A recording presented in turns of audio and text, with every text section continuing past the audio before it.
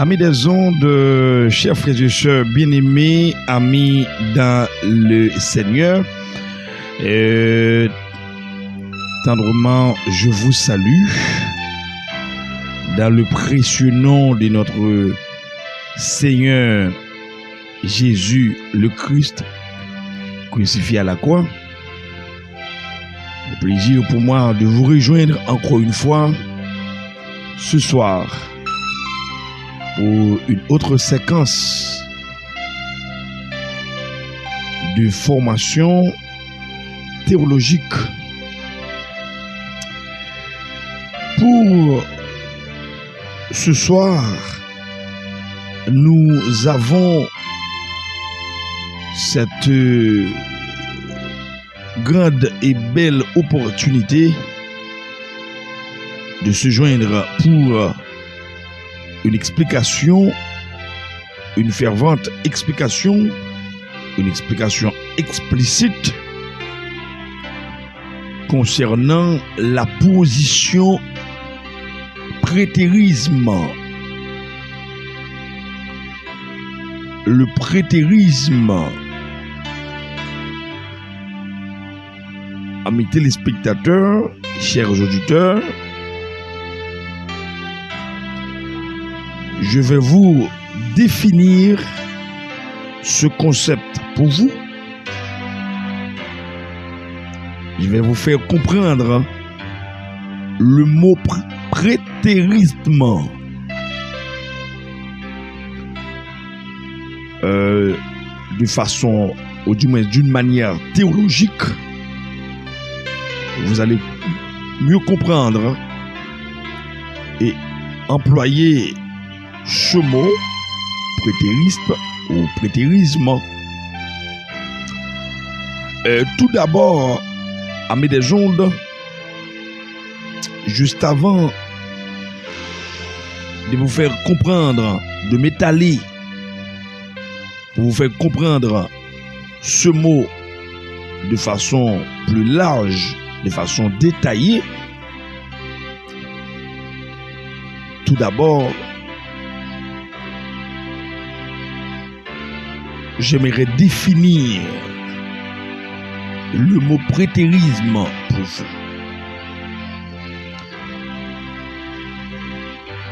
Chers frères et sœurs, amis dans les Seigneurs, le mot prétérisme, c'est une doctrine. C'est une doctrine. Le prétérisme prophétique ou théologie prétériste, celle-là soutient que la majorité des prophéties bibliques, y compris celles de l'Apocalypse, se sont accomplies au premier siècle, principalement lors de la destruction de Jérusalem en 70 après Jésus-Christ. Certes, cette vision interprète le temps de la fin comme la fin de l'alliance mosaïque et le début de la nouvelle alliance, plutôt qu'une fin du monde physique. Il y a quelques points culminants.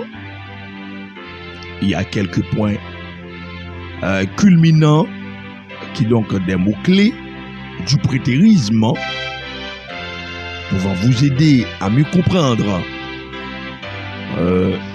dans un contexte-ci ce mot. Selon une perspective théologique souvent analysée dans des contextes bien définis,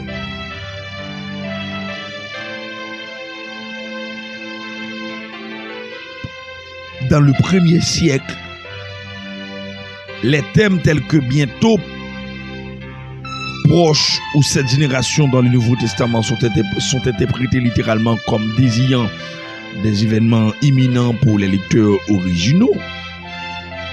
Quand vous parlez de la destruction de Jérusalem dans les années 70 C'était un événement majeur et cet événement a marqué et vu comme le jugement des dieux sur Israël, marquant la fin de l'ancienne alliance. De là, on ne fait que noter la seconde venue de Jésus-Christ.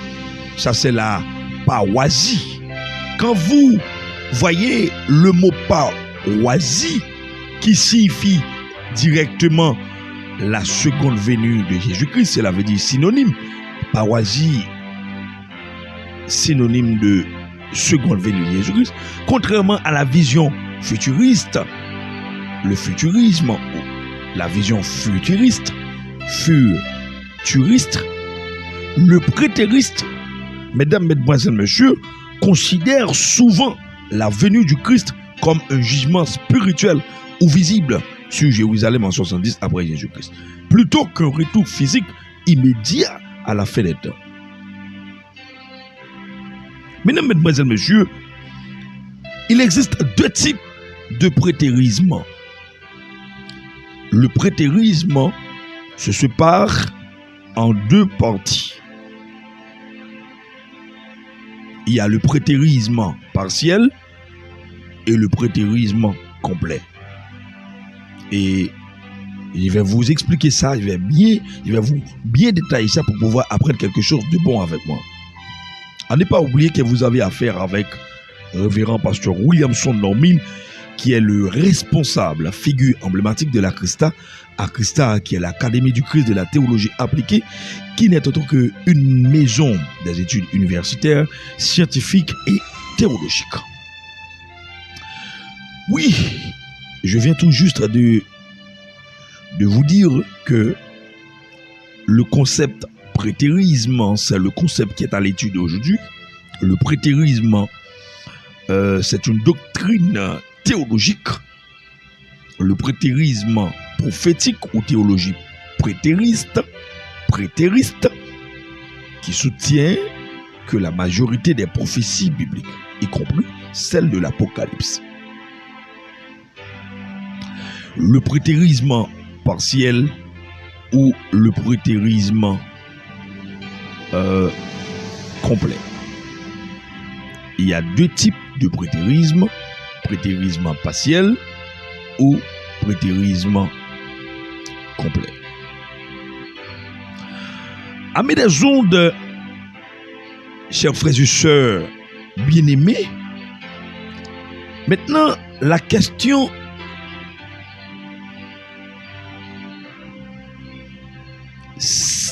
que quoi les prétéristes partiels? Que quoi les prétéristes partiels? Le prétérisme partiel est-il biblique? Le prétérisme est une théorie scatologique soutenant que les prophéties bibliques concernant la fin des temps se sont déjà réalisées. En examinant ce que la Bible dit au sujet de la grande tribulation, nous découvrons un récit historique. Le prétérisme se divise en deux branches: le prétérisme intégral et le prétérisme partiel. Le prétérisme intégral affirme que toutes les prophéties bibliques se sont déjà accomplies de différentes manières, tandis que le prétérisme partiel adopte une approche plus modérée. De nombreux prétéristes partiels considèrent d'ailleurs le prétérisme intégral comme une hérésie. Et donc ceux qui pratiquent le prétérisme intégral considèrent comme hérésie. De nombreux prétéristes partiels considèrent d'ailleurs le prétérisme intégral comme hérésie. C'est-à-dire que ceux qui pratiquent hérésie, c'est-à-dire ce sont ceux qui ne confessent que Jésus-Christ comme Seigneur et Sauveur. Les prétéristes partiels croient que les prophéties du livre de Daniel, de Matthieu 24 et de l'Apocalypse, à l'exception des 2 ou 3 derniers chapitres, se sont réalisées dès la fin du 1er siècle après Jésus-Christ. Ils rejettent complètement l'idée de l'enlèvement par Ouzi et estiment que les passages décrivant la grande tribulation et l'antéchrist font en réalité référence à la destruction de Jérusalem en 70 après Jésus-Christ et à l'empereur romain Titus. Ils croient en la seconde venue du Christ, en la résurrection et en le jugement dernier, mais rejettent le millénium ainsi que le rôle d'Israël dans les desseins futurs de Dieu. Pour eux, les références bibliques au dernier jour font alliance à la fin de l'ancienne alliance entre Dieu et Israël, non à la fin du monde. Amables auditeurs, pour étayer leur position, les prétéristes partiels mettent l'accent sur une datation très ancienne de l'Apocalypse. Cela veut dire antérieurement à 70 après Jésus-Christ, et adoptent une herméneutique symbolique des passages prophétiques. Selon la vision prétériste des derniers temps, les chapitres 6 et 18 de l'Apocalypse sont fortement symboliques et ne doivent pas être interprétés de manière littérale. Étant donné que la destruction de Jérusalem n'a pas entraîné l'extinction de toute vie aquatique, le second versa sa coupe dans la mer. Et elle devint du sang comme celui de mort, et tout être vivant mourut. Tout ce qui était dans la mer, selon Apocalypse chapitre 6, chapitre 16, verset 3. Après que l'ange ait versé sa coupe dans la mer, tout ce qui était dans la mer mourut. Apocalypse 16, 3. Pas vrai? Et les ténèbres douloureuses, verset 10, sont interprétées comme les symboles. Le retour de Jésus-Christ décrit dans le chapitre 19 doit être compris de manière littérale, tandis que le chapitre 20 est interprété de façon symbolique. Amables auditeurs, quant au chapitre 21-22, ils doivent être pris au sens littéral. Au sens littéral, mesdames, mesdemoiselles, messieurs, au sens littéral, pouvant nous aider à mieux comprendre,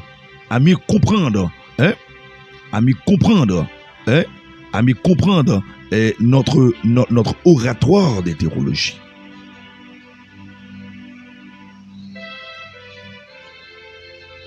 Tandis que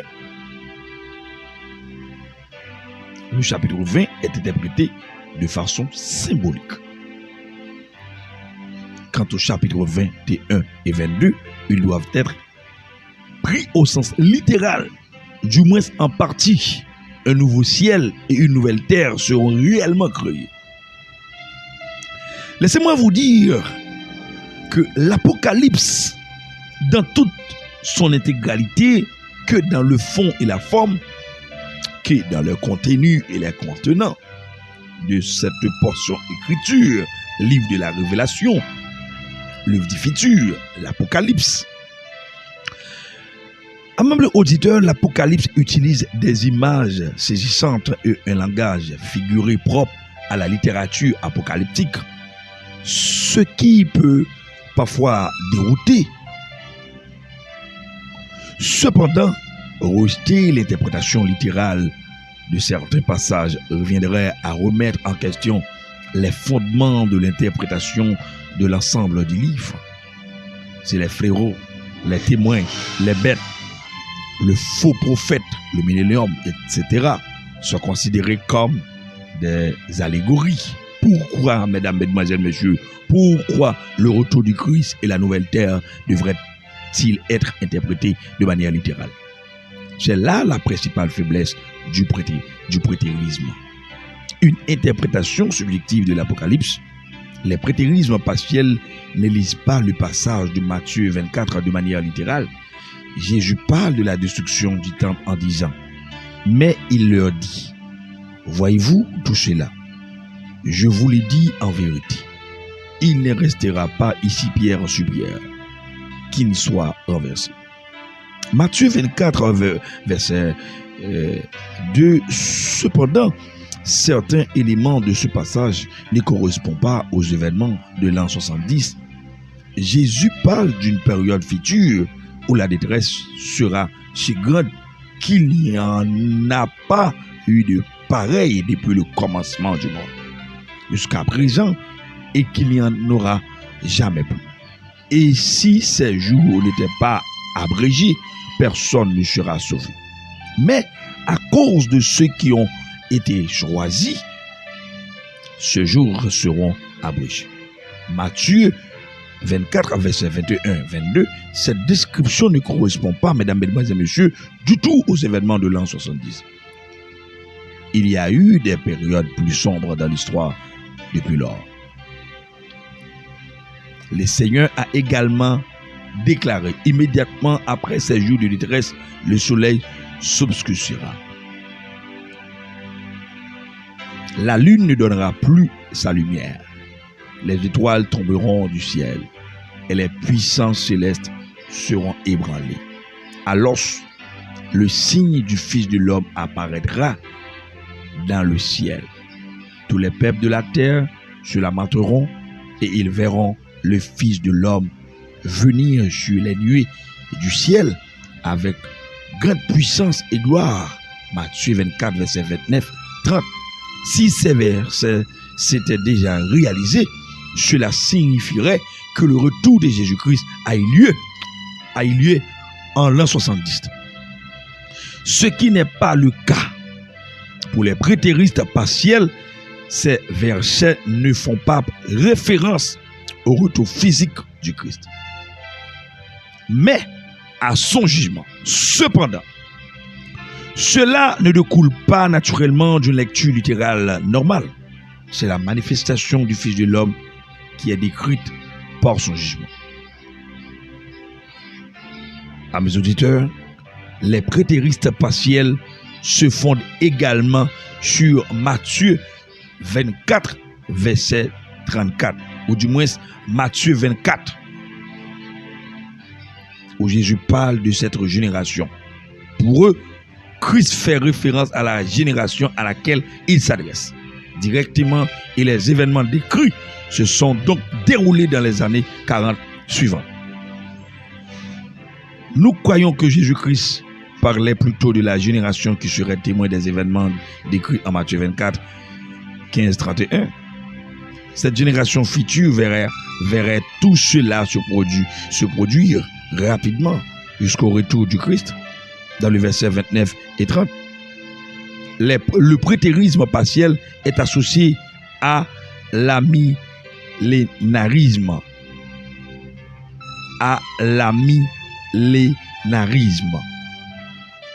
Cela veut dire post-millénaire, post-millénarisme. Amillénarisme ou au post-millénarisme.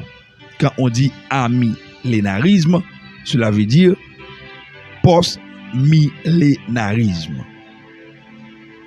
Et à la théologie de l'Alliance.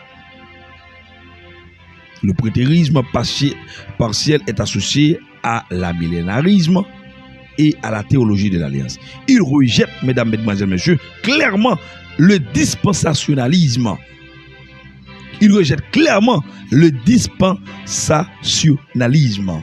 Son principal problème réside évidemment dans son incohérence herméneutique et dans son interprétation allégorique de nombreuses prophéties bibliques qui sont mieux comprises lorsqu'elles sont interprétées littéralement. Le prétérisme partiel reste dans le cadre de l'orthodoxie. Mais il ne représente pas le point de vue chrétien en majorité aujourd'hui. Je reprends pour vous. Le prétérisme partiel reste dans le cadre de l'orthodoxie. mais il ne représente pas le point de vue chrétien en majorité aujourd'hui. Mesdames, Mesdemoiselles, Messieurs, je viens tout juste de détailler le concept prétérisme pour vous d'une manière théologique, d'une manière biblique. La question, que quoi les prétéristes partiels? Le prétérisme partiel est-il biblique? C'est ça la question. Je vais vous laisser le texte et vous allez lire attentivement tout en auditionnant cette vidéo sur YouTube, Radio-Télévision Fondation Tabernacle à Christ. J'espère que vous allez puiser avec nous quelque chose de bon à travers cette portion écriture. Que Dieu vous bénisse, que Dieu vous garde. Merci de votre parfaite écoute, formidable attention à nos égards. Shalom Balwachem. Shalom Aleichem. Bye bye.